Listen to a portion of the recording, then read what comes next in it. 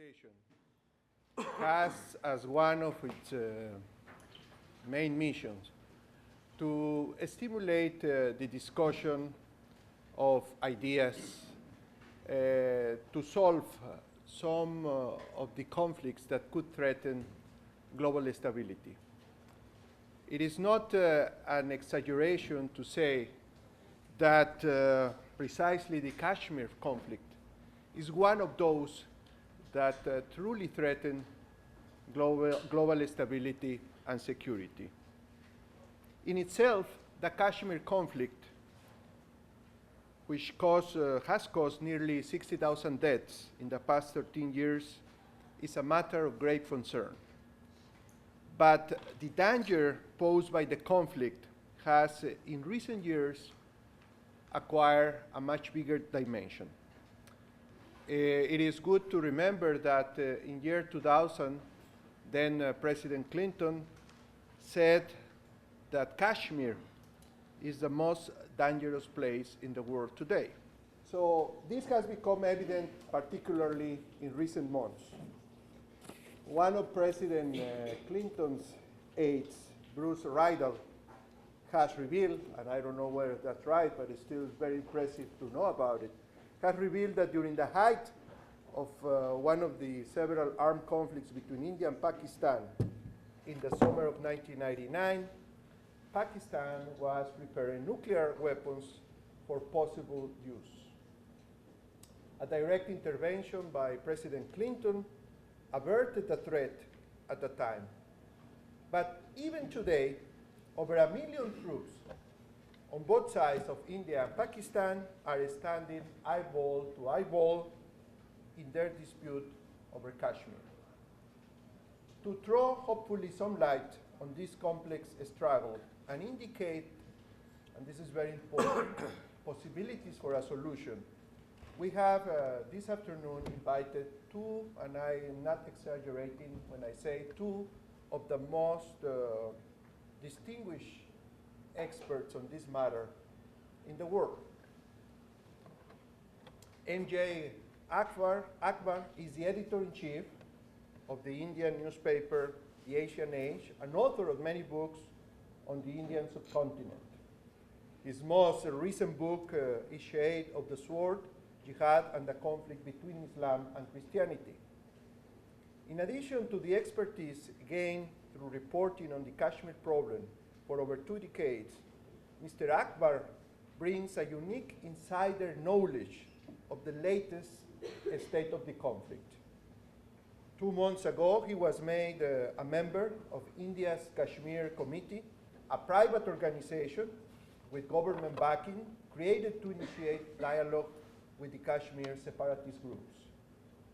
And I am also pleased to tell you that today he will release the results of an opinion poll in Kashmir that his paper commissioned to Nielsen. As the Pakistan, Afghanistan, and Central Asia correspondent of the Far Eastern Economic Review and of the Daily Telegraph, Mr. Ahmed Rashid has followed the Kashmir dispute for 2 decades too. He also writes for the Wall Street Journal.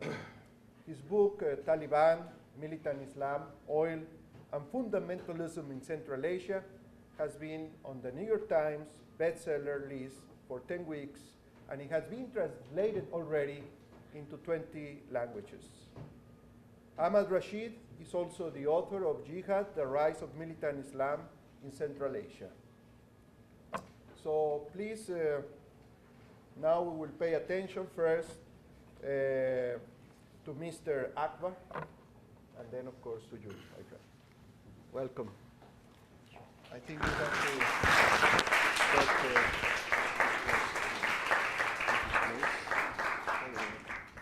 as close as possible, because it's being recorded.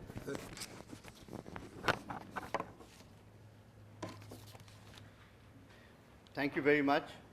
I don't know what level of expertise we have, but our profession has made us experts on the subject, if nothing else. Just to correct you a little on the Kashmir Committee, which has been actually of Maybe at a later stage we will discuss it, but it is not government backed. The last time we had interaction with the government, we had both the Prime Minister and Home Minister distancing themselves from us with kind of great trepidation and wondering whether we were fools treading where angels feared to tread. Some of us are fools, but we do believe that foolishness is necessary when it comes to trying to find a solution peacefully. Anyone who likes peace is a fool these days.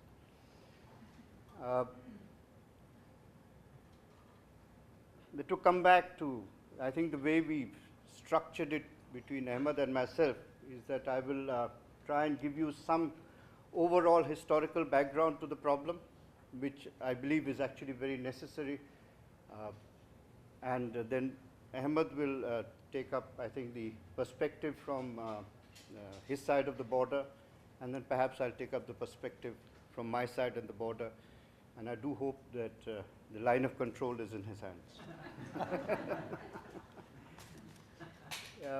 You do know enough to realize that the key word in this whole problem is a word called partition. Partition, because it has become so closely associated with India, Pakistan, Korea, even Vietnam, until Vietnam sorted this out, seems to be a very Asian or Afro-Asian reality. In fact, partition was the favored exercise or the favored behavior pattern of the great European powers in the 19th century. This is what they were doing to European powers, to European nations just about all the time. And it was the fate of almost anyone who was defeated in a European war to get partitioned, with Poland being the most oft partitioned country, and almost any army which passed by took a piece of Poland and left it back on the retreat. So partition wasn't a terribly new concept, except when Europe began applying it to Afro-Asia in the 20th century. And it is very interesting that whereas the conquered lands of Europe were partitioned and divided because nobody was a clear victor, divided between the victorious powers, when it came to colonization of Africa and Asia, the conquering powers actually united large land masses. India was divided into maybe 700. India had a civilizational unity, India had a cultural unity, and I'm very happy to see the map, because there will be a couple of romantics who will probably look at India from Herat right up to Azol as a single entity that might have been or could have been, and so on. Certainly, this is the future common market, if we are all lucky. I don't know about being unity or not, but this is the future common market if we are lucky. So far the evidence is we are not going to be, but when the British came to India, and they were the first ruling power to actually come from the east. Almost every other ruling power that had come to Delhi, that had reached Delhi, had come via Afghanistan, had come via Punjab. The British were the first to come by the east, because they were also the first to come by ships through naval power. And they crept up from Calcutta onwards in stages. The philosophy of British power was very, very interesting, of British imperialism. All that the East India Company did was actually rig out the ships and provide the initial funding. After that, empire had to expand on the basis of its own profitability. They never financed and that they did. They actually conquered India with the wealth of India. You can see it happening virtually in stages. First, a place near Madras, Chennai now, which is of very uncertain history. Then the move of Clive to Calcutta, which was actually a city created, the newest of the Indian cities, and created by the British. From Calcutta, the finance of Calcutta won them a very small and minor engagement in 1857 in Plassey, the village called Plassey. that Palasi gave them Murshidabad. When Clive entered Murshidabad, which by the way, Bengal was never the richest part of India. Bengal was swampy, had poor economics, it had alleged brains, but those brains never ever got converted into an economy. And but when Clive entered Murshidabad, he wrote back saying that Murshidabad, the capital of Bengal at that time, was many times richer than London. Which brings us back to a very important point that nobody ever wants to conquer a poor country. Except America and Afghanistan, but that's a different story. So, the wealth of Murshidabad took them to Buxar, near Patna, which is the famous battle, Major Monroe. Buxar took them to Allahabad, where they built up the first cantonment. Allahabad took them to the wealth of Bihar then, took them into Awadh. Awadh took them to Rampur.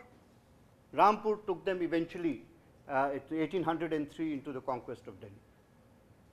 But the British, in gradual stages, unified all the regions that they conquered, because colonialism is economic exploitation, and economic exploitation is better done through one entity. And yes. Oh, I do apologize. That's the trouble with this. Yes. I am enjoying what you are saying. But I do apologize. I must come to Kashmir. This is well regarded. Otherwise, the story never ends. All right. We come to 47, which is the end of the British Empire. In 47, as you know, the movement that made Pakistan was successful. Jinnah was successful, and two options were offered. There were two grounds on which the definition of India and Pakistan was going to be formed.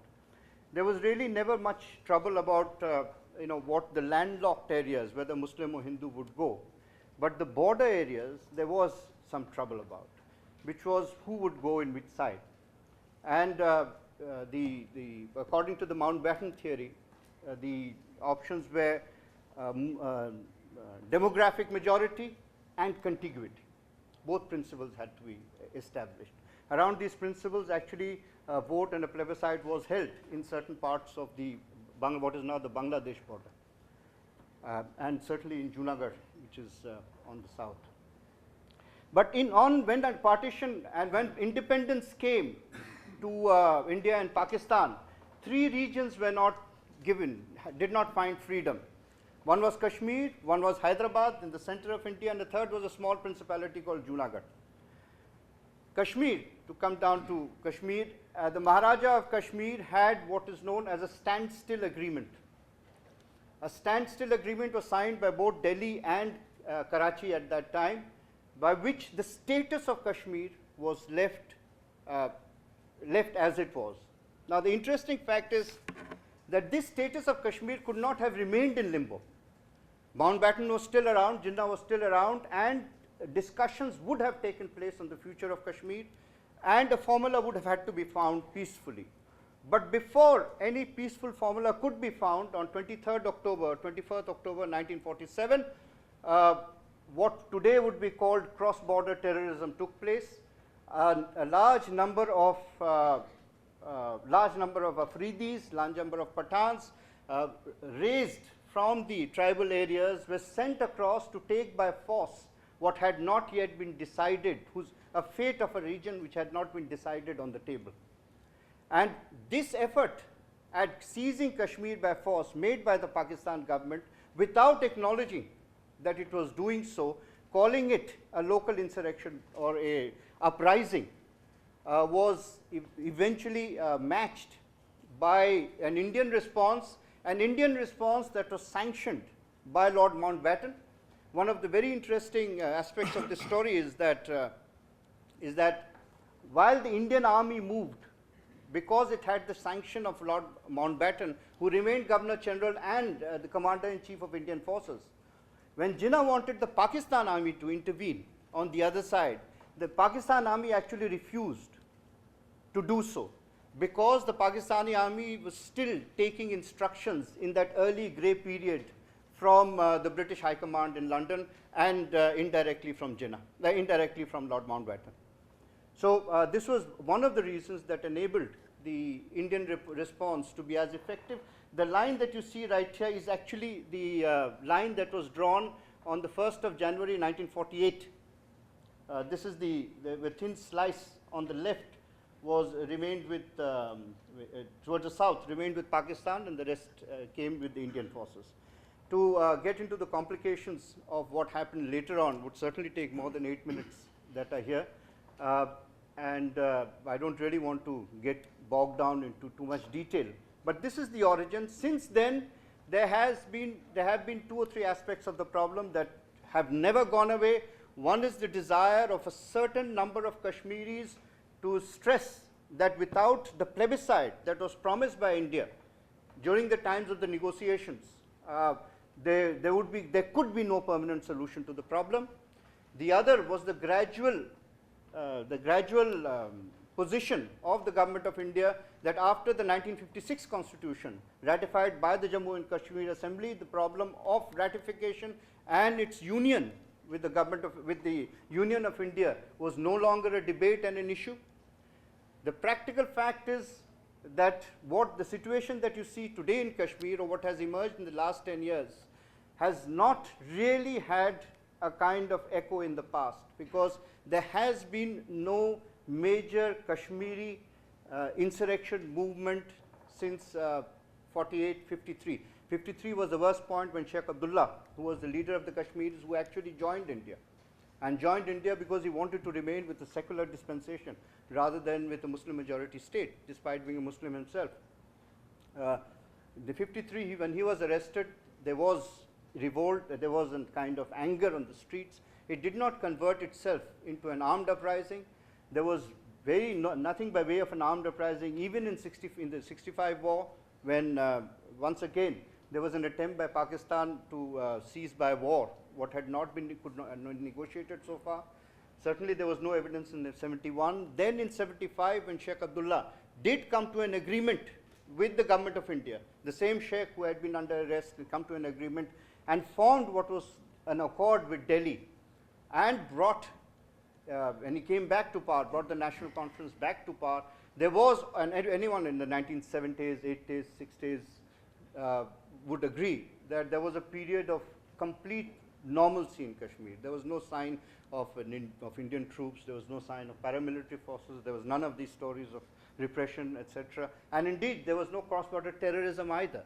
Even Pakistan had stopped between 65 and 89. 89, 88, 87, something significant happens. An election takes place. By this time, democracy is a practical reality in Kashmir. Sheikh Abdullah and National Conference are winning, but for the first time, the National Conference of Sheikh Abdullah is under threat of being democratically unseated. This happens in 1987. And at that moment, the government of India intervenes, because I remember it was the same time as the Algerian Muslim Front.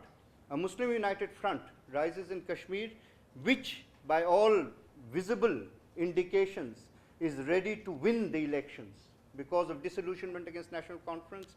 And then a National Conference and Congress alliance gets together in order to rig the elections. This is a fact, and there's no point pretending otherwise.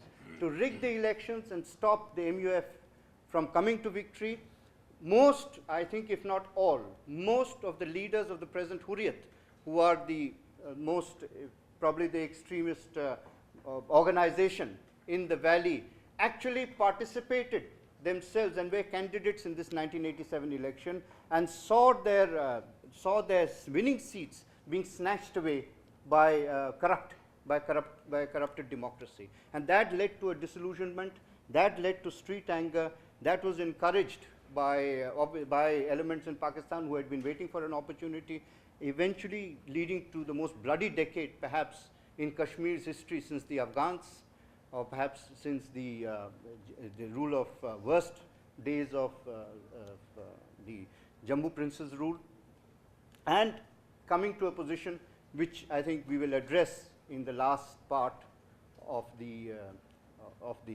discussion. I think we get Ahmed to. Ahmed.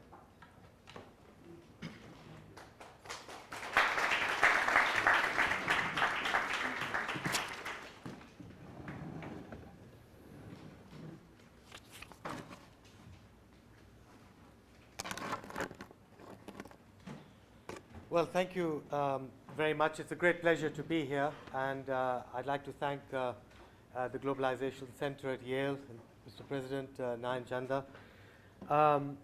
I would just like to, in order to help myself and to help you, I hope, I would like to divide this into two basic issues. The first is Kashmir as a dispute between India and Pakistan and how that has panned out over the years, and Kashmir as an issue of self-determination, an issue for the Kashmiri people, which is often neglected a great deal. Kashmir as a dispute, I'll very quickly sum up. I mean, I think anyone with basic history of the subcontinent knows it. It has fueled 3 wars between the two countries, 1947, 65, 71, and if you count Kargil, 99, that's 3.5 wars. Obviously leading to enormous damage and suffering in both countries. The Kashmir issue as a dispute has fueled the nuclear programs of both countries, almost entirely as far as Pakistan is concerned, and perhaps to a large extent for India, although India had another rival, China, which it was also felt it needed to develop a nuclear weapon. And clearly the Kashmir dispute fueled the nuclear tests in 1998, which brought both these closet nuclear powers into the open and created all the resulting confusion in the world, the sanctions on both countries, etc. And really led to an escalation of, those nuclear tests, if you like, were the sort of an escalation of the Kashmir conflict and led to then the Kargil conflict a year later in 1999, where the use of nuclear weapons was bandied around a great deal. What one could also say is that the Kashmir issue as a dispute between the two countries has had enormous domestic political effects in both countries. It has led to the military basically being allowed to rule Pakistan for almost 25 years, meaning half its political life, because Pakistan has either constantly felt a threat from India, or on the other side, it has justified the military to rule. Enormous budgetary expenditure has gone towards the military. A lot of money that could have gone for development and all the rest of it has not been spent. So Kashmir has been used, if you like, as a justification for the military to both rule and to continue ruling, as we see today. On the Indian side, I think it has led to the growth of Hindu fundamentalism, the Hindu extremist parties in India, the kind of very strong anti-Muslim bias that these Hindu groups have had a very dramatic effect in changing the Indian polity from which we knew right up to the 80s, if you like. India as a secular state, India as a multi-ethnic state, India as a democratic state, and certainly the whole rise of Hindu fundamentalism has been very closely linked to the Kashmir issue, a very strong feelings against Pakistan and against partition, etc. Thirdly, it has, without saying it, obviously it has led to enormous economic deprivation in both countries and human suffering in both countries. Lastly, I think since the Cold War, the end of the Cold War in 1991, the failure of both countries to be able to take advantage or to be able to rejig their foreign policies in light of what was going on in the rest of the world has resulted in a huge loss. I mean, again, probably more so for Pakistan than for India. But the fact is that, regionalism was then the byword for economic success and political success. We saw the growth, the expansion of the European Union and ASEAN in Southeast Asia, and yet although there is a SAARC, a South Asian regional cooperation, it has not been able to take off. And in fact, we have not seen any kind of real regional coordination in South Asia. That has been a tremendous loss, because this is a natural market, it's a natural production base, the people share an enormous amount, and the fact that they're split up by the borders has been devastating. And for example, we see the war in Afghanistan right now, where clearly what would help the Afghans would be to be able to trade with India, Pakistan, which was the historic market for Afghan goods. not being able to do so because of, they can't get to India through Pakistan. So these are, let me just move now on to the second issue, which is Kashmir as an issue of self-determination. Kashmir, first of all, has been a disputed territory between the two countries since 1947. It was the worst legacy of partition, I think, by far. And the Kashmiri people have felt aggrieved because, as MJ has explained, I mean, a plebiscite was ordered, it never took place. There was then a UN resolution in the early 50s demanding that it take place. Again, it never took place. And there was a great Indian hesitancy in allowing anything like that to take place. Not necessarily because what they feared was that the Kashmiris would go to Pakistan, but what was now being coming about amongst the Kashmiris themselves was an enormous desire for independence. The plebiscite actually only gave Kashmiris a choice between either voting to join Pakistan or voting to join India. The third option, as it's called, that is independence, was basically left out. And I think recent events certainly have shown that the majority of Kashmiris would like to be independent of both countries. Now, we move swiftly up to 1989, the start of the present Kashmiri insurrection. Pakistan had tried several times, in fact, to provoke an insurrection in Kashmir against Indian rule, but it never took off, most notably in 1965. And I think in 1989 it's generally acknowledged that the insurrection was indigenous completely. It was a result of enormous alienation of the Kashmiris from rigged elections done by Delhi, done by the Indian government, rigged political parties, economic deprivation, a whole host of reasons. There was first a public and mass protest, followed by guerrilla actions in 1989. And this insurrection really even took Pakistan by surprise. If you remember, this was Benazir Bhutto had just come in after 10 years of military rule. She had met Rajiv Gandhi several times. There was hope that there would be some kind of breakthrough on the subcontinent. And then suddenly this whole relationship between Rajiv and Benazir was completely swamped by, if you like, the Kashmir insurgency, which took everyone by surprise. Especially, as I say, in Pakistan, it took Pakistan by surprise too. And we should remember the historical time. The Kashmir insurgency starts just when the Afghan conflict is winding down. 1989 was the time of the Soviet withdrawal from Afghanistan. There could have been a much bigger rapprochement in the area. Also, this was the breakup of the Soviet Union. You get the end of the Cold War. So the Kashmiri insurgency, if you like, starts at in fact, a terrible moment for both countries. When both countries, there was a lot of international pressure and a lot of international impetus, if you like, for both countries to have got together when. So, and I think, what you see in '89 is really an expression of enormous determination by the Kashmiris, that they've had enough with India. They feel extremely alienated, and that, of course, has escalated in this last 13, 14 years of insurrection and mass movement, in which, most Kashmiris have become completely alienated from what they perceive as, military suppression, repression by the Indians in Kashmir itself. And it's been a horrendous human rights story. It's been a horrendous, from both sides, both from the insurgents and from the Indian military. It's been a horrendous suppression of democracy in what is the world's largest democracy, that is India.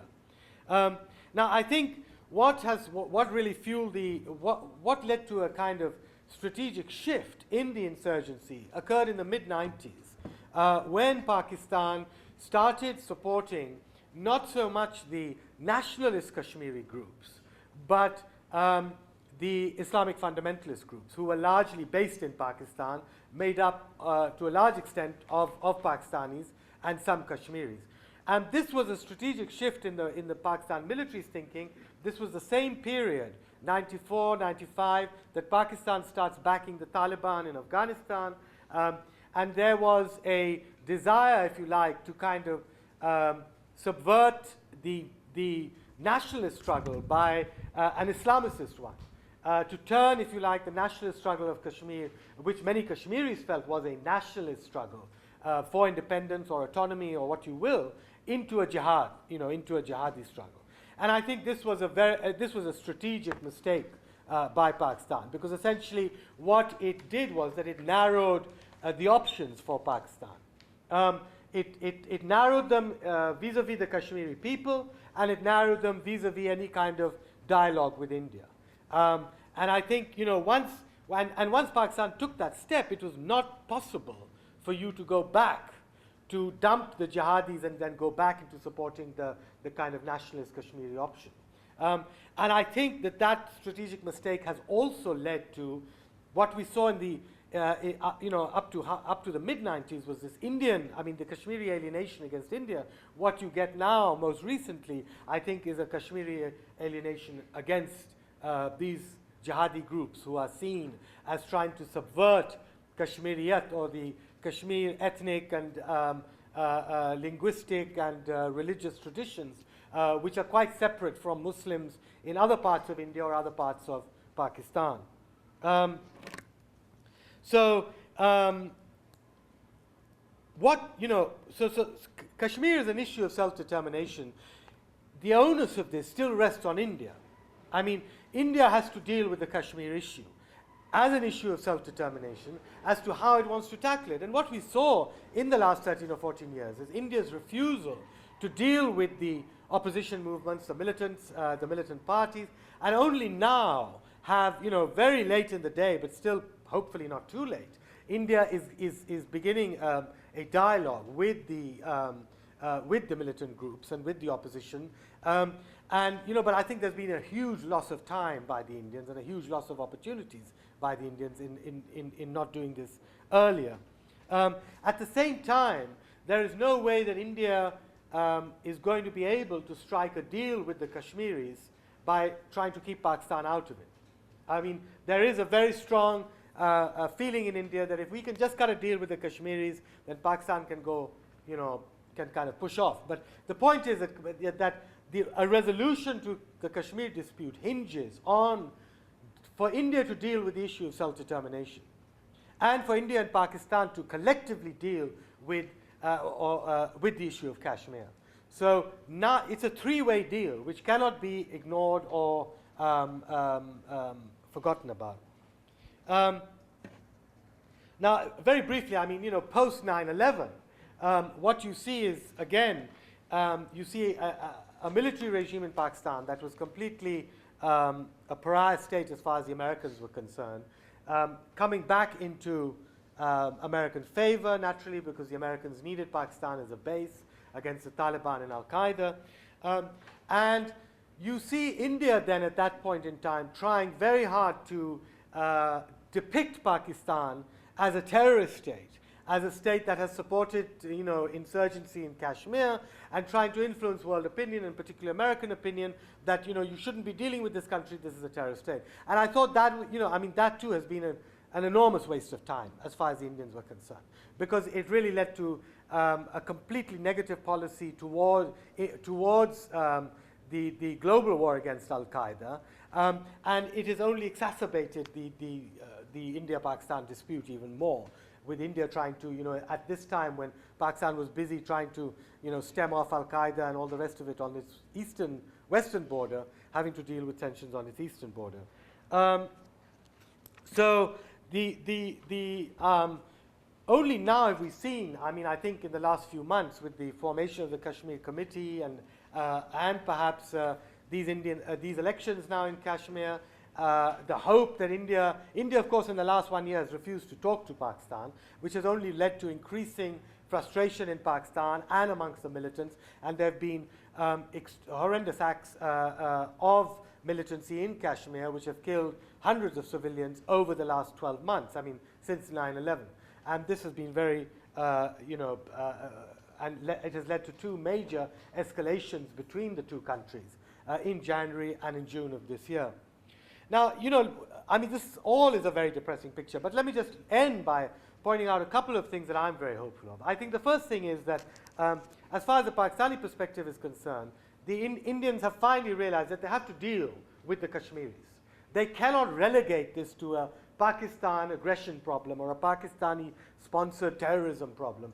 They have to deal with the Kashmiris as a part of, as a political problem. I think the other thing is that for the first time in India, there is enormous awareness amongst intellectuals, the media, some of the political parties, but certainly not the Hindu extremist political parties, and certainly perhaps mostly not in the present ruling coalition of the BJP.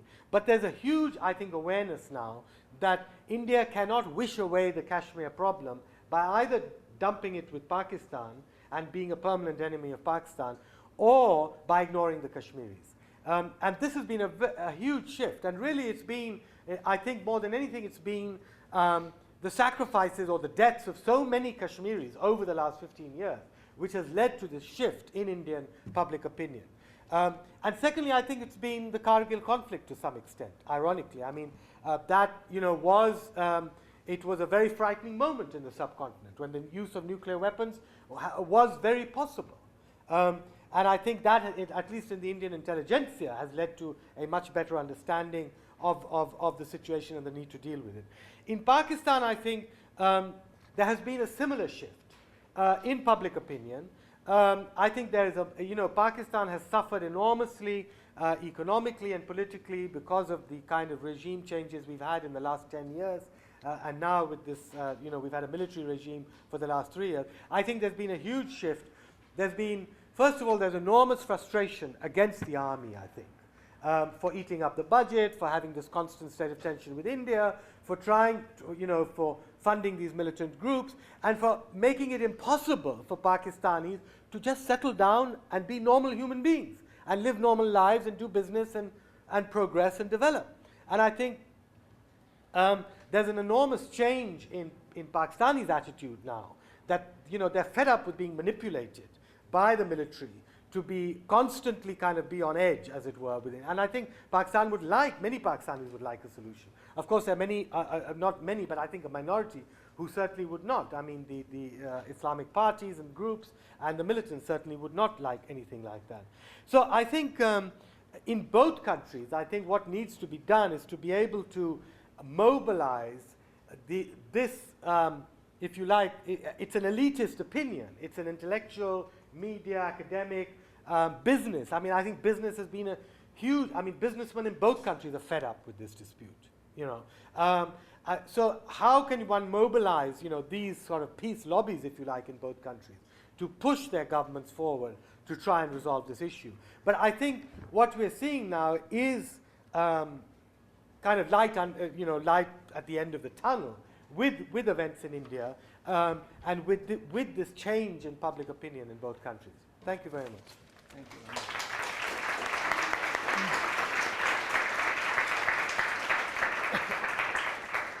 As I mentioned at the beginning, there is a Nielsen poll that was just taken in view of the elections to the State Assembly in Kashmir that now are being held. And NJ has the results of that poll, and I would like him to take 3 minutes to comment on the main results of that as a background for the discussion. May take a little more, if I have your permission, than 3 minutes, because some of the details need a bit of fleshing and background. The few points that I think we need to appreciate,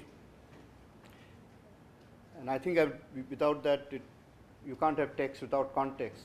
One of the reasons why I think both Ahmed and I see a little bit of hope, not too much, it's dangerous to be optimistic, is because of an event which has not been referred to, which is actually 9/11. And I don't think there's enough, I don't know, it'd be remiss of me to claim anything, but maybe there's not enough recognition in America itself of the implications and the impact of 9/11 and the change in American policy on issues across the world. Now, in short, what does actually 9/11 represent? I don't believe that any movement moves forward or sustains itself without a semblance of hope. And if the Kashmiri movement sustained itself through the 1980s, it had two levels of hope. One was the militant level, or the cross-border terrorism. By the way, when it said that India is not talking to Pakistan over the last year, there is a reason for it. India and Israel have both taken the same position, that they are ready to talk, but not ready to talk after being held hostage by the gun, or being held hostage by terrorism. And this position has been made very clear, that India is ready to talk to anyone at any time, but not if cross-border terrorism continues and is encouraged by Pakistan. And if Blackwell, who is the American ambassador in India 3 days ago, actually made a statement, and he's the American ambassador to India, that Pakistan's support for cross-border terrorism in August and September had shot up significantly, it is because there is genuine evidence that there are elements within the Pakistani government, and I don't believe that the whole government, Pakistani government, probably is involved in it, but there are elements who still have not quite given up the hope that the gun will force and basically will be able to weaken India enough for India to withdraw. I think there is a continuing underestimation of the will of the Indian state to protect the geography that it inherited in 47. But the reason why 9/11 comes in, and this I've said even during my interlocution with Hurriyat and so on, is because 9/11 has taken away one element from the emerging Kashmir picture, which is, so far till then, America had been indifferent really to the use of what India definitely defines as terrorism in the Kashmir dispute. But after that, the strong stand taken by America with Islamabad in particular, that yes, Kashmir will be brought to the table, Kashmir will be discussed, but Kashmir will not be discussed as long as there are elements who are entering, as is happening yesterday, today and day before, entering the valley and using Pakistani weapons and Pakistani training in order to put forward the case of the gun. That really has changed attitudes in the Kashmir valley of the Kashmiri movements themselves. Now, this has not made them suddenly pro-Indian. It would be very foolish, and I think the opinion poll that I will, which I commissioned on behalf of my newspaper, the Asian Age, and we used AC Nielsen because we wanted an opinion poll which had integrity, which would be accepted across the world. We gave them full freedom to ask any question they wanted, including questions which would be ipso facto controversial in India. The establishment does not necessarily like issues like independence to be discussed and raised. And so I now would like to present the exact facts of the poll as they are. Briefly, quickly, one of the issues that was raised by Pakistan, President Musharraf said that these elections were a farce, were going to be a farce. And why would they be a farce? Because they would be rigged, and if they were not rigged, nobody would cooperate, and people were expecting and saying that it would not get more than 5% polling, which would be a massive rejection of Indian democracy by the Kashmiri people. 60% of respondents in the state said that they intended to vote. Now, we did the poll across all areas. I want to be totally fair with you. That means including pro-majority Jammu area, pro-Buddhist Ladakh area, and of course, the main Muslim majority valley. So even if you shade out or eliminate the fact that the weightage would include a higher percentage in the Hindu or in the Buddhist areas for polling, you still get a figure of almost 50 to 54% of the people willing to participate in the elections. The party they would vote for, about between 50 and 45 say it would be Farooq Abdullah's National Conference. I discount this figure myself because the Hurriyat and Shabir Shah were not contesting the polls. And indeed, I asked them to follow up and check what would happen if the Hurriyat were in the fray, and the findings are that the Hurriyat conference would pose a serious threat in Srinagar and Udhampur. So it seems as if the Hurriyat's support base also is still largely urban. but in the villages it is far more even. The Congress side seems to have a lead in Jammu, which is, as far as I'm concerned, good news because it means the BJP is coming down there. BJP has a larger share of the vote in Udhampur. That's a traditional BJP seat. In fact, the whole of Jammu was supposed to be really pro BJP. The extremist parties, including those who want trifurcation of the state, we are probably getting into detail, and if you find the detail too exhausting, let me know. The parties which are demanding a trifurcation of the state are getting no support whatsoever. No support whatsoever. Now, interesting thing is some independent candidates are being, now many of the independent candidates are actually proxy candidates of parties who have officially boycotted the polls. A mood was created, and I traveled to Kashmir with the committee and individually, and and I certainly discovered this time that there was far greater faith in a genuine poll as well as in the right to use a democratic option in order to carry their message forward. So many of the parties which have not been contesting have put up proxy candidates in order to get a place on the high table or a place on the discussion table if one emerges by November, December, January, as is the expectation. I'm not going to get into the reasons why people vote, because Hurriyat I've mentioned. Yes,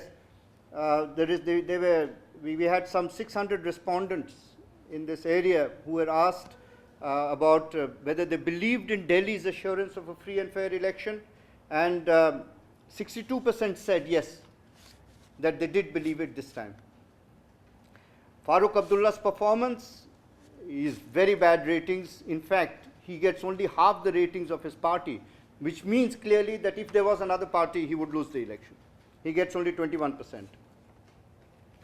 Omar Abdullah, same thing, reputation. Omar Abdullah is his son, Farooq's son and anointed heir. Okay, there is strong opposition to Farooq Abdullah's support and alliance with the BJP in Delhi. Now, let's come to the crux of the matter. Srinagar and Anantnag, and we said that let's take this question only in the Muslim areas, which is the question of independence, whether independence is the solution to the Kashmir problem. And there's no point asking that in Jammu, because Jammu doesn't want independence, it wants union with India. 52% in Srinagar and 41% in Anantnag, or these are figures, statistics, you can turn them the other round, and say 48% in Srinagar and 59% in Anantnag say that independence is the solution. What this means is, very interestingly, is that what was till probably 2 years ago and 4 years ago a far more overwhelming support for independence has over time whittled down to even Stevens. Anantnag is the most radical or the most extremist of the cities, and Srinagar itself is now obviously a center of the Hurriyat and so on. But even in Srinagar and Anantnag, it's a kind of half-half situation. Significantly, almost 30% in both these cities now, and I personally believe that this figure would have been much less 3 years ago, almost 30% here would now be content with some form of autonomy as a permanent solution and as an end to violence. Why is this happening? Incidentally, there are very few takers for LOC, the line of control, as a permanent partition problem, because Kashmiris don't want to be divided. I mean, that's one thing which comes across very strongly. And they are not interested in solving India's and Pakistan's problems at the cost of Kashmir's. Most interestingly, absolutely, the figures really range in 95% and upwards. In the Muslim areas, 95% and upwards say very clearly they don't want to go to Pakistan. And this figure, I don't know if it surprises you or not, but those who actually are in Kashmir and have dealt with them find this absolutely understandable, because there is no support for the kind of state that Pakistan has become in the last 10-15 years, particularly the post-Zia state. And I know when we are talking to people and so on, I remember one person, student, telling me, I mean, who the hell wants to go and be ruled by generals? And the fact that, army rule has become so indistinguishable from Pakistan is having a continuing impact on the Kashmiri mind and on the reality of the region. 87%, right. 63% feel that India is serious about finding a solution. More minutes. Right. I think we quickly get down to it. The rest is a repetition really of the themes that I have already enunciated, in the sense that they provide the same sentiment. But a clear 91% feel that violence by militants will no longer help in solving the Kashmir problem. And this is what I call the 9/11 impact. They also, across centers, there is consistent feeling among all communities that it was absolutely wrong to drive the Kashmiri Pandits or the Hindus away from the valley, which was part of the 1994 strategy and happened at the time when the Kashmiri movement was taken over by the jihadi movement. Thank you. Can you repeat the last one about the Kashmir? When everybody, again in the 90s, agreed that it was wrong to drive the Kashmiri Pandits. Okay. We now open the floor for questions. Professor. You mentioned only 30% were in favor of autonomy, pursuing autonomy, and around even Stevens when it comes to independence. Seems to be, practically speaking, that's one route that has hopes. If you push the Kashmir issue, not at the Kashmir issue per se, but in the broader issue of state autonomy within the Indian constitution, and bring in the other states as well. And so you have a much more intensive, well-defined, and a broader autonomy at state level, and Kashmir will be part of that.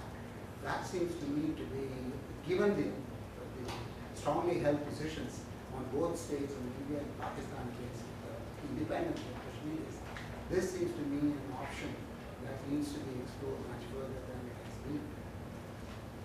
Yeah, I think I would remind you, the two of you, that you are not here at the negotiating table, for better or for worse. So we do encourage you to explore ideas of what could mean a solution. I understand from what you have said that at this point, at least, partition or independence is not an option, really, because that would lead to a very negative situation, to say the least. So what are the options? Is what Professor Srinivasan referring to a possibility? If we talk from the perspective, I think the most important fact about Kashmir is not the moment frozen here in the polls, but what is the trend of people's feeling. If, for example, the trend had been a continuous, that there is no option except separation from India, and that had been the trend, then you would have got one set of results. But yes, I think gradually there is one of the most important things, I believe, that our committee achieved with the Hurriyat. Now, Hurriyat in India has a kind of taboo status. I mean, you don't discuss, so you don't talk to the Hurriyat. They are the bad guys. They are the ones who want everything. And I think one comment made was very relevant, that this committee is the first group, Indian group, with which Hurriyat is actually discussing. Now, you're very right, we have no local standard, we are not negotiating table. But the agreements that have been reached through our dialogue have come to, I think, three important, what would be called changing the bottom line of any future negotiation. One is that they have accepted completely that violence, and within the Hurriyat there is Javed Mir, who actually introduced, a young man, I mean, I've had interacted with him, he introduced the gun to Kashmir, and he says it. I'm talking about 89, 90. He accepts that no, it was wrong and violence is going to be out. Number two, very important, is that no side can afford to remain transfixed to old positions. Because if you just stick to that, then you're not going to get any forward movement in dialogue. And for the Hurriyat to say this, and I was at the press conference with Mirwais, where publicly on this Sunday afternoon, and I told him that, look, you read out the agreement, it's important. And he did, and without a qualm took all questions and was very happy in making that assertion that we have to now move from past positions. And number 3, we created, words may not mean much, words may also mean very much, which is a solution that would be around, which would be in the phrase actually suggested by them, would be honorable, which really means that it would have to honor Kashmiri sentiment, acceptable, which is a code word that Delhi would have to accept it, and sustainable, which is code that Pakistan would have to accept it. Because if it is not accepted by Pakistan, as he pointed out, then it's not sustainable. One of the reasons why the Kashmir Accord with Sheikh Abdullah did not last more than one generation was because it had no support from across the border, and therefore the use of violence across the border, which is quite easy, became quite effective in its. Ahmed, your reaction? No, I'll hear some more questions. I was wondering if one of you or both of you perhaps could address a two-part question. One is, how much does General Musharraf actually control his government? How many elements are there that are pursuing agendas that he's not in control of or may not even be aware of? And secondly, there seems to be a lot of confusion still as to what his role was during the Kargil conflict.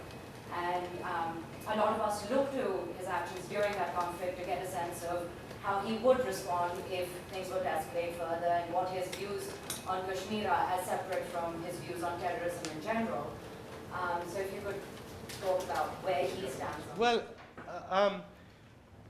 clearly he had a decisive role in the Kargil conflict. I mean, he had just become army chief, and I think he wanted to prove himself. I think there were generals around him who were very keen to push a line of confrontation. And I think, he did play a decisive role, there's no doubt about it. The fact that, Vajpayee was coming to Pakistan, perhaps also, and that they did not, there was a conflict going on between Nawaz Sharif, the Prime Minister, and General Musharraf, who was Army Chief at that time. All these factors, I think, led to the Kargil conflict, but there's no doubt in anybody's mind, in Pakistan at least, that he did play a decisive role. As far as the other element is concerned, I think, as far as the government, if you're thinking of the intelligence agencies, the Inter-Services Intelligence, the ISI, and other groups, I think certainly since 9/11, there has been an enormous purging that has taken place, simply because the Americans, the CIA was not prepared to work with the ISI in the shape it was in at 9/11, meaning that the Pakistan intelligence was very intimately linked with the Taliban and possibly with Al-Qaeda elements inside Afghanistan. So I think there is now much better control over Kashmir policy, militants policy, the sending or not sending, or by the government itself and by the by President Musharraf. So I don't think this now is a valid argument. I mean, it's, although of course Pakistan denies it, that there are splits, but it suits Pakistan also to have this impression that somehow Musharraf is the good guy, but that they're bad guys who are not letting him do the good thing. So I think what is really happening now is that Musharraf, I think everybody, the Americans, everybody acknowledges Musharraf is in control of the intelligence agencies, and whatever is happening with his permission. It's not happening without his permission. So I think this puts a lot more burden on Musharraf, if you like, than before. Briefly on the question of alternatives, I mean, I think it's very difficult. I mean, there are many ideas, but I think one of the most natural ideas would be the idea of maximum autonomy for Kashmir. Now, within the Indian Union. Now, what part of Kashmir gets maximum autonomy? Does all of it get, or does just the Muslim majority areas get, or do the Hindu majority areas get? How would this be taken in the rest of India? you know, by all the political parties. How would would this need an amendment to the Constitution? Anyway, so there would be huge problems to surmount, and I'm not belittling them in a sense. But clearly this would be moving towards that kind of maximum autonomy would be one way of, I think, trying to satisfy Kashmir anger and hunger. And I think there would have to be some major steps towards reconciliation, you know, regarding the human rights abuses that have taken place, regarding the killings that have taken place, much as the situation today in Afghanistan. How do you resolve this problem of past conflict? 15 years of blood, you know, 60,000 dead. And here, of course, India would have to take the initiative. This is not something which the Kashmiris can do kind of on their own. I'd like to push both speakers further because there seem to me certain contradictions in your visions. And it's talking about similar to Pakistani notion of maximum autonomy. But that implies mind control becoming a de facto order of world. It also leaves out the question of Kashmir Pakistan administrative areas in Kashmir, where there is quite a ferment and concern. I mean, just before the Akbar summit, there were elections in Azad Kashmir. Each candidate had to sign a declaration undertaking that they supported one option, which is accession to Pakistan. And JKLF, after this, agitated against this, and several others were arrested at the time. So there's also the question of what happens to Pakistani administrative affairs in Kashmir, which is not satisfied by your proposal of the maximum autonomy in the Union. So if we take MJ's position, which is that all rigidities about past positions must be relaxed or loosened, and we try to address the three elements of honorable, durable, and sustainable, which means the Kashmiris, the Pakistanis, and the Indians coming up with a solution that would envision all three of those elements being sustainable. None of the proposals you put forward addresses that, and to me represent formulas for unending woe. So I want to push you both, and others who may be here, such as Dr. Srinivasan, to think, is there a way that we can encompass all these three elements and come up with a solution? And maybe it's a form of a third option that has not been involved.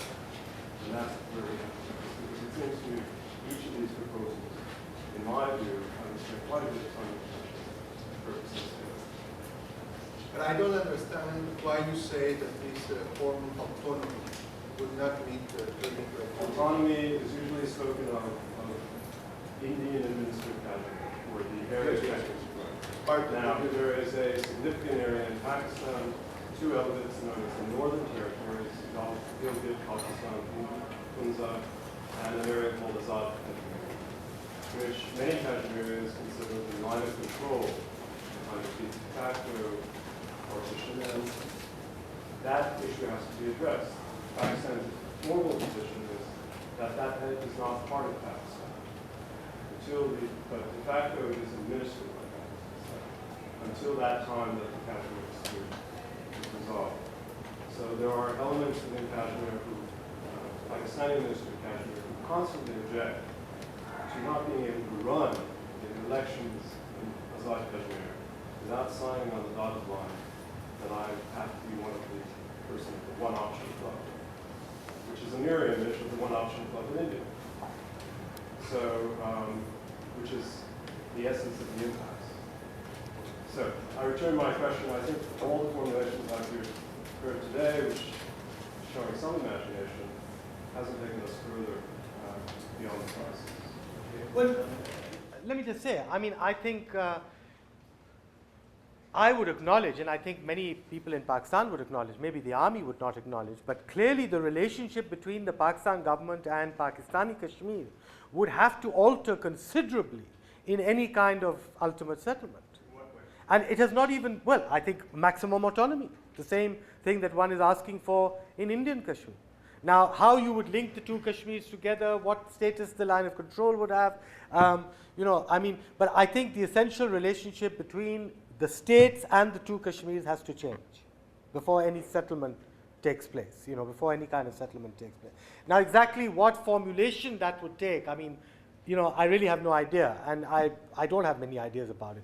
But I can understand that, we would, the army would have to accept also, exactly what you're talking about, the kind of manipulated polls, that you've had in Azad Kashmir, in Pakistani Kashmir, would not be permissible in a kind of final settlement. So, but on the other side, I think, I think there is no way that India is going to be able to budge. Here you have India as a stronger power. India has most of the cards in its hand. Pakistan has a spoiler role that it can play in delaying a settlement, fudging a settlement, making a settlement unworkable. But Pakistan does not have, even half the cards, basically. So I think the ultimate thing of the settlement, as far as independence is concerned, is not acceptable to India, and it's probably not acceptable to any of the big powers around South Asia, Russia, China, America, etc., because it raises a whole heap of issues for China, for Russia, for Central Asia, where there are huge ethnic and political problems.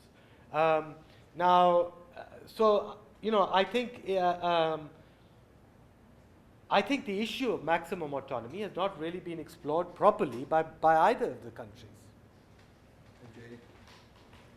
Yeah, I can see where Larry is coming from, and with the best of intentions, but I have actually strongly believed and have argued this, to the extent that one makes a difference, which is not very much, which is that you can't really solve the problem in Kashmir, and if you look for solutions, you are not going to find any. Everybody is just too rigid. But you can probably melt the problem. And I use the word, advocate that concept very strongly. That melt it by moving away from the rigidity. Now how? How in practical terms you melt it? Autonomy. Obviously, if you raise the question of independent Kashmir, the country which will block it instantly is not America, India, Pakistan. The country that will block it is China. Because China is not going to surrender the parts of Kashmir that have been handed over to China by the Ayub Khan agreement. But be that as it may, India is not going to accept the independence of Kashmir. America has made it very clear that it is not ready to accept the independence of Kashmir because it believes that a small nation in that particular position will become a breeding ground for terror, which will have a very weak government, and so on and so forth. Right. Now, given the fact that you have a problem and you have these hard lines, I think the autonomy idea has to be accepted in principle by as a concept. And the amount of stretchability or the tensile strength of the idea that is now being given by Delhi is quite substantial. There is a minister or ex-minister who has been nominated, Arun Jaitley, to talk as far as is possible. There was a move before the Agra summit where Vajpayee actually had escaped in one of his speeches and then he quickly withdrew, which was to soften the line of control. What are we actually looking for? You're looking for a problem which for Kashmiris. So soften the line of control and open up border points and checkpoints so that Kashmiris can go and meet each other.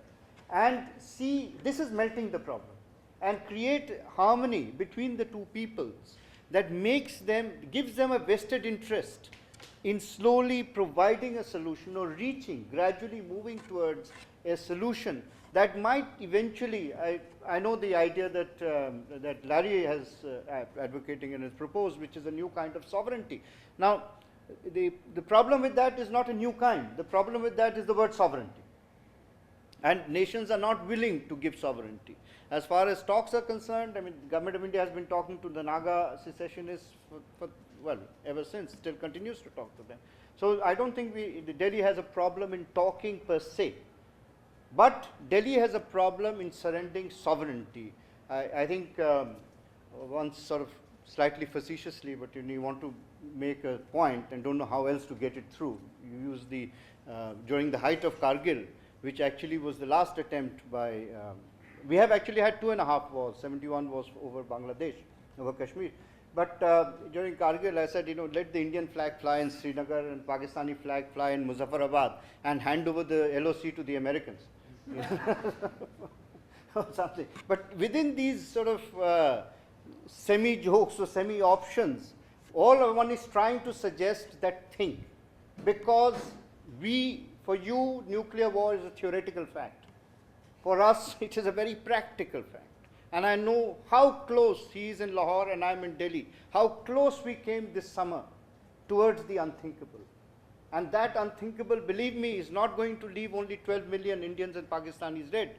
It's going to leave the whole region from China to East Africa devastated and beyond the reach of any, its natural resources and its people, beyond the reach of the world. It will change the world before, in ways we dare not even imagine. Can you add more? In response to your question, first of all, we have, I think, India now, the states are moving to regional markets, and there's an enormous interest in different states in India for having greater economy in Delhi. So instead of having a conversation about maximum economy for Kashmir, if you hold it into economy for the states and India, for the Kashmir along with other states who are participating in the discussion, there is a forum, there is a way India is addressed. In Pakistan, the problem, in my view, until there is democracy in Pakistan, in the real sense of the term, the question of even talking about autonomy without Kashmir doesn't come out. So until that situation in Pakistan is resolved, and once that is resolved, there is a possibility there for autonomy for Kashmir. Then the next step will be for the two regions of Kashmir. That is still the once and future common market. That you have to eliminate restriction on the movement of people on both sides, not just Kashmir, but India and Pakistan. That is the direction we want to go. But that has to wait until democracy in the genuine sense is reached. Until that is the goal. Many Kashmiris would say that's like waiting for Godot. Oh, many Pakistanis would say. Once again, it seems that it takes much more effort and energy to solve the problem than it created, as Einstein, I think, observed originally. So beyond the hopes for grassroots movements in melting away, as you put it, problems and the goodwill of both states involved, there's also the issue of others and those who have a lot of influence on international politics. And I wonder if you, perhaps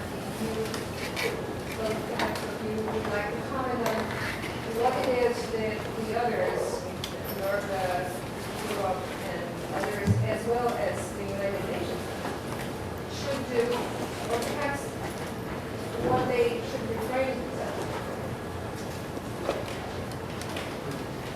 Well, I think, of course, one of the major problems you've had over Kashmir is simply that the Indians do not accept international mediation or international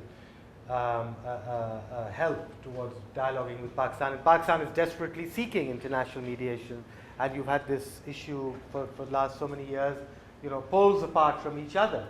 Now, I think, since 9/11, I think there's been a much greater willingness on India's side. It will not say that the Americans are intervening, but I think there's been a much greater willingness to accept a role for America. And America is being very subdued about how it's not trying to push itself, but it's. But I think, the point you're talking about, the real issue here is that, what you've seen by the US has been damage control. Consistently and persistently. So things flare up, escalation, war about to loom, the US comes in and throws a few, exerts enormous pressure and things come. I think what Pakistan would like to see would be a much more concerted international effort. And I think we have come a long way in the last few months. I think events that have taken place in Delhi, in Srinagar and all. But for example, the Iraq issue, I think there's a real fear that Iraq is going to completely push away U.S. Involvement in Kashmir, just as it might push away U.S. involvement in Afghanistan also. So I think, I think the international community has to be involved in a more sustained way than it has shown over the last 50 years.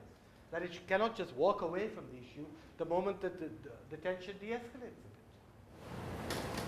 I would like to mention that in this document that was released by the American administration as vital the national security of the United States of America, there is no explicit mention of Kashmir, although there is extensive mention about India and Pakistan. I think this is very interesting because this is a major security problem.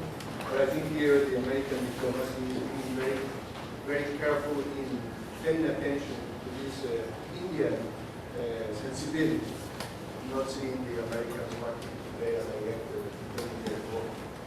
I would actually like to add a point to this. There is actually a very significant change in Delhi on this issue of international mediation.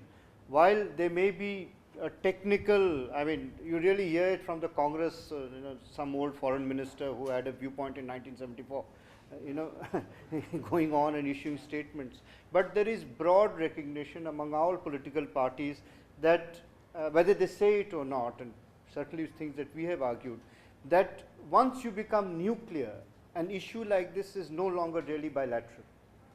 And the world has to be per se interested in it. It's no longer a dog patch fight. So don't pretend it is. And I think the serious people in Delhi have accepted that. They may not readily articulate it because they don't want Pakistan to take immediate advantage of it and call a Madrid or call an Oslo or whatever. But I mean, why do you think Richard Armitage is more often in Delhi than he is in Washington? He's not going there to check out the prices. And it is a very good point. It's a very good point that was being made, because I think America respects that Indian sensibilities, I think point Ahmed also made, have to be kept in mind, because when the time comes for giving and the time comes for creating space to find a solution, it is Delhi which will have to create space to find the solution. So this is an important change, and I think you will find this reflected over the next year. We'll take one last question, please. Both of you have talked about the domestic utility of the Kashmir issue in India and in Pakistan. And I was wondering if you could talk about the role that the Kashmir platform has played in Pakistani politics. And if you see an agreement like that going through, let's say you have a peaceful negotiation process that's firmly established, the vacuum that would create, the size or the nature of the vacuum that would create in Pakistani politics, a sense of how the population would respond to a peaceful process. And then into that is there a poll or a survey that's being done among the Pakistani population and among the Indian population on the question of where they stand on the Kashmir issue? I think you've asked a very, very good question and an extremely difficult one. Kashmir has become, if you like, anti-India, being anti-Indian has become a kind of one of the raison d'etre for Pakistan's continued foreign policy, if you like, and survival. It's become certainly a raison d'etre for the military to retain power in the country and to direct a lot of the budget and a lot of the interest towards it.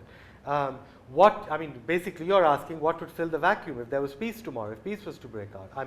I have no answer for that, quite honestly. But I think what the only thing that could fill the vacuum would be a genuine, stepping back of the military and allowing civil society to come into, I wouldn't say a democratic flowering, because that's not likely to happen in Pakistan, overnight. But where I disagree with you, I think the best that we can hope for at the moment is which Musharraf himself is not willing to do at the moment, is a civil-military partnership for a limited period of time, in which a civilian government is there, but the military makes a commitment that once a government is able to run its entire course and hand over to the next government through a proper election, which is what we've never had, by the way. I mean, we've never had an elected government handing over power to another elected government. Then, you know, the military would step back from its very proactive role in foreign policy and economic policy and all. So, I mean, what I'm suggesting is that for a period of time, there will have to be a civil-military alliance in which gradually the civil is allowed by the military to become more powerful. Now, is that possible? Certainly, in these elections that are coming up on October 10th, Musharraf has rejected that. Musharraf wants total control. He wants to have a rigged election, which is going to give total control to the military and is going to create its own series of crises subsequently for Pakistan. Nothing to do with India. So in my opinion, it's a very dangerous moment at the moment in Pakistan's history, because of course it's coming together with 9/11, with India, Kashmir, everything is kind of, you know, sitting there on your head. But I mean, as I say, the only way you can fill this vacuum, the vacuum you're asking about, is to allow the supremacy, gradual supremacy of civilian rule and civil society. I also want to thank MJ and Ahmed for this very interesting presentation, which I think will prove to be highly stimulating for our community. And to you all, thank you very much.